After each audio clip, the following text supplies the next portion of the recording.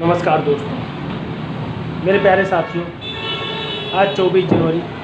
राष्ट्रीय बालिका दिवस के शुभ अवसर पर भारतीय सर्वधर्म पार्टी परिवार देश के सभी बालिकाओं को बहुत बहुत बधाई देती है और उनके भविष्य को लेकर के भगवान से प्रार्थना करती है कि उनके भविष्य के उज्जवल होने में किसी प्रकार की रुकावट ना आए। दोस्तों, आज मैं आपके बीच उपस्थित हुआ हूं और हम बात कर रहे हैं, जैसा कि हम सभी देख रहे हैं, हमारे उत्तर प्रदेश में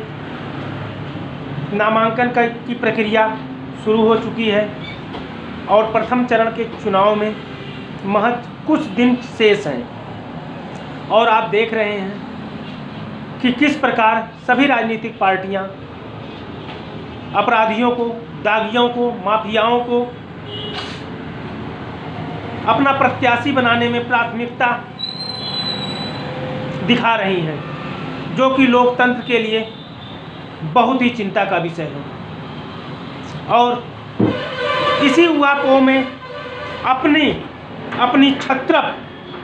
अपनी दावेदारी, अपनी मजबूती, अपनी पकड़ को कायम करने के लिए एक दल से दूसरे दल में जाने की होड़ मची हुई है। और जैसा कि हमारे भारत के संविधान में हरियाणा में आया राम और गया राम के उदाहरण को देखते हुए दल बदल का कानून बनाया गया था, वह कानून आज इन राजनीतिक माफियाओं के, इन सत्ताधारी पार्टियों के, इन राजनीतिक पार्टियों के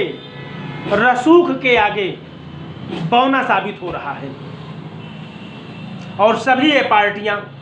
एक दूसरे के दल से नेताओं को अपने पाले में लाने के लिए साम दाम दंड भेद अपना रही हैं। और आपने देखा ही कैसे जनता ने जिस दल को अपना समर्थन दिया, जनादेश दिया, उस दल को इन राजनेताओं के द्वारा, इन राजनीतिक पार्टियों के द्वारा, इन सत्ता पार्टियों के द्वारा जनादेश को ठेंगा दिखाते हुए अपने पैसे के दम पर, अपने पावर के दम पर, अपने रसूख के दम पर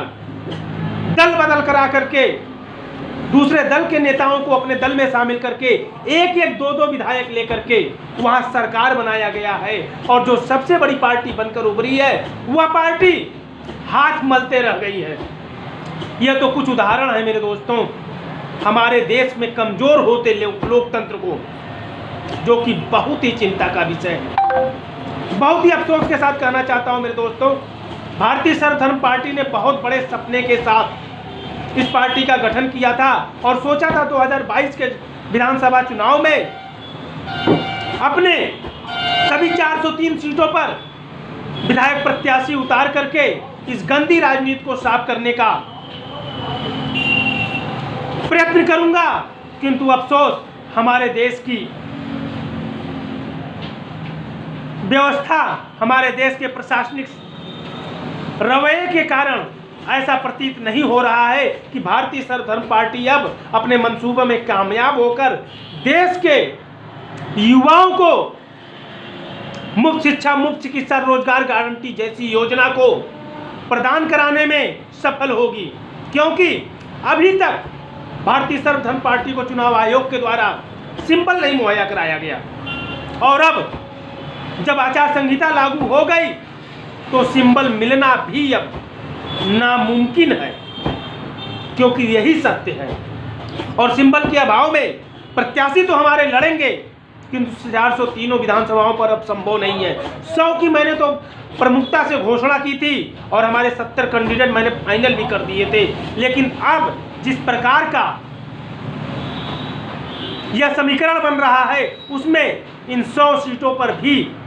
लड़ना अब मुमकिन नहीं साबित हो रहा है, क्योंकि अब हमारे जो प्रत्याशी लड़ेंगे अपना सिंबल जनता तक पहुंचा भी नहीं पाएंगे और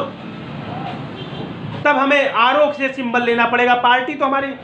प्रत्याशी उतारेगी, किंतु आज जैसे निर्दलीयों को चुनाव चिन्ह आवंटन होता है, उसी प्रकार हमारी पार्टी को भी आरओ से प्रार्थना पत्र देकर चुनाव सिंबल के लिए सभी सीटों पर एक समान सिंबल की दरख्वास्त की जाएगी, किंतु इसका असर नहीं जाएगा। इसीलिए मेरे दोस्तों, भारतीय सर्वधर्म पार्टी ने अपनी सभी कोशिशों को जारी रखते हुए हिंदुस्तान की राजनीति में जातिवाद को उखाड़ फेंकने के लिए, भ्रष्टाचार को उखाड़ फेंकने के लिए, देश के सभी नागरिकों को एक समान सुरक्षा व्यवस्था मुहैया कराने के लिए, मौलिक अधिकार मुहैया कराने के लिए अपने संघर्ष को जारी रखेगी, किंतु संवैधानिक दायरे में रह करके। इस कारण भारतीय सर्वधर्म पार्टी आज आपके बीच लाइव हुई है और आपसे हाथ जोड़कर प्रार्थना करती है कि देश की कमजोर होते लोकतंत्र को ध्यान में रखते हुए इन नेताओं द्वारा जो बाहुबलियों को, दागियों को, अपराधियों को अपना प्रत्याशी बनाया जा रहा है, ऐसे प्रत्याशियों का बहिष्कार करिए, क्योंकि यह राजनेता दल बदल कानून की जिस प्रकार धज्जियां उड़ा रहे हैं, लोकतंत्र को कमजोर कर रहे हैं, यह हमारे और आपके भविष्य के साथ खिलवाड़ हो रहा है। अगर यही सिलसिला चलता रहा तो भारतीय सर्वधर्म पार्टी तो क्या, हमारे देश की 135 करोड़ जनता भी सिर्फ हाथ मलते रह जाएगी। जो 70 वर्षों के 75 वर्षों के दौरान हम परेशानियां झेलते आ रहे हैं, वही हम आगे भी झेलते रहेंगे। इसीलिए भारतीय सर्वधर्म पार्टी परिवार आपसे आह्वान करती है, इस बार के चुनाव में भारतीय सर्वधर्म पार्टी के जो प्रत्याशी मैदान में उतरे, चाहे वह भारतीय सर्वधर्म पार्टी से समर्थित हो, अगर समर्थित भी कोई प्रत्याशी होगा भारतीय सर्वधर्म पार्टी का, तो वह उसका राजनीति से दूर दूर तक कोई वास्ता नहीं होगा। वह शिक्षा, चिकित्सा और रोजगार के क्षेत्र में अभूतपूर्व कार्य करने के लिए, इस गंदी राजनीति को साफ करने के लिए मैदान में उतरेगा मेरे दोस्तों। तो ऐसे में आपकी और हमारी जिम्मेदारी बनती है कि अपने देश को अपना परिवार समझते हुए, अपना सर्वस्व समझते हुए, अपने निजी स्वार्थ को दूर रख करके इस चुनाव में एक नया इतिहास लिखने का हमें बीड़ा उठाना होगा मेरे दोस्तों, क्योंकि इतिहास वही रास्ता है जिसके इरादे बुलंद होते हैं मेरे दोस्तों। और इतिहास हमेशा जनसाधारण नागरिकों के द्वारा ही रचा गया है। ये जो बड़े बड़े उद्योगपति, राजनेता, मंत्री, विधायक हैं, जो पीढ़ी दर पीढ़ी चुनाव में अपना जो आजमाइश करते हैं, यह सिर्फ अपने निजी स्वार्थ के लिए हमारा और आपका उपयोग करते हैं। इनका आपसे, आपके परिवार से, आपके समाज से, आपके क्षेत्र से, आपके जिले से, आपके प्रदेश से, आपके देश से कोई सरोकार नहीं होता है। इन्हें सिर्फ जैसे बरसाती मेढक होते हैं, बरसात में सामने आ जाते हैं, ठीक उसी प्रकार राजनीतिक पार्टियों के लोग चुनाव के समय उछल करके सामने आ जाते हैं और हमारे और आपके मनोभावों के साथ खिलवाड़ करके सांप्रदायिकता का की आड़ लेकर के, हिंदू मुस्लिम की आड़ लेकर के, गरीब अमीर की आड़ लेकर के, छोटे बड़े की आड़ लेकर के हमारे साथ राजनीतिक खेल खेलते हैं। और फिर चुनाव में अपनी जीत होते ही फिर हमें दूध में गिरी हुई मक्खी की तरह निकालकर फेंक देते हैं। उदाहरण आपके सामने है, 5 साल आपके क्षेत्र का विधायक आपको नजर नहीं आता है। आपको अपनी समस्याओं के समाधान के लिए प्रतिनिधि को ढूंढते ढूंढते आपकी चप्पलें गिर जाती हैं। उनके दरवाजे पर खड़े खड़े कई दिन बीत जाते हैं, लेकिन उनसे मिलने का समय आपको नहीं मिल पाता है। तो ऐसे जनप्रतिनिधियों को सबक सिखाने के लिए लोकतंत्र में 5 वर्ष में एक बार आपको मौका मिलता है, और यह मौका हमें और आपको नहीं चूकना है। हमें बदलाव के लिए सही प्रत्याशी चुनना है, चाहे वह किसी भी राजनीतिक पार्टी का क्यों ना हो, चाहे वह निर्दलीय हो, चाहे वह किसी छोटे मोटे पंजीकृत दल का हो, चाहे वह कोई अन्य हो, सपा, बसपा, भाजपा, कांग्रेस, तो वैसे भी देश के लिए इन्होंने कुछ नहीं किया है। तो मैं हाथ जोड़कर प्रार्थना करता हूँ, भाजपा, सपा, बसपा, कांग्रेस जैसी जिन्होंने कई बार आप पर शासन किया, लेकिन आपके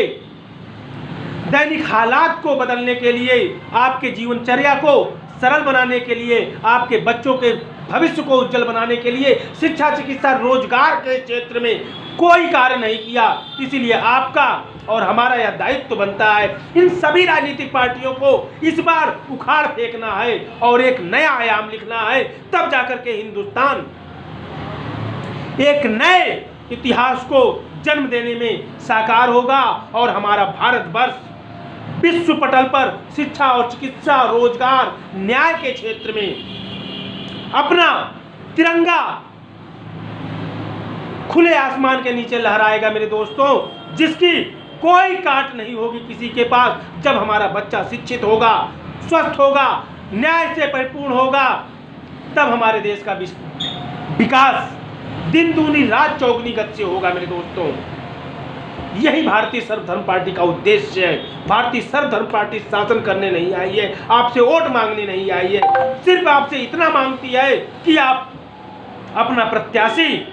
किसी गुंडे माफिया को न चुने। इन सभी राजनीतिक पार्टियों ने आप पर शासन किया और आपके जीवन को सरल बनाने के लिए कोई कार्य नहीं किया, सिर्फ आपको गुमराह कर वोट बैंक की राजनीतिक रोटियां सेकी है। इसीलिए अब की बार इन पर हमें अपना प्रहार करना है। इन सभी चारों बड़ी राजनीतिक पार्टियों को उखाड़ फेंकना है मेरे दोस्तों।